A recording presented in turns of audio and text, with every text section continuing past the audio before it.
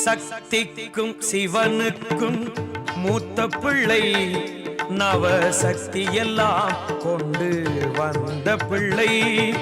தாய் தந்தை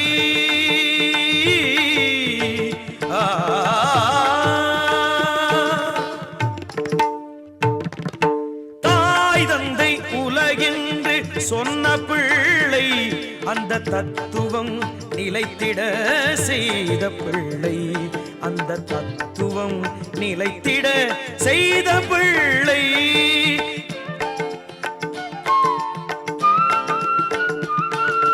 யார் பிள்ளை யார் பிள்ளை என்ற போது, பிள்ளையார் என்று பேர் கொண்டு வந்த பிள்ளை.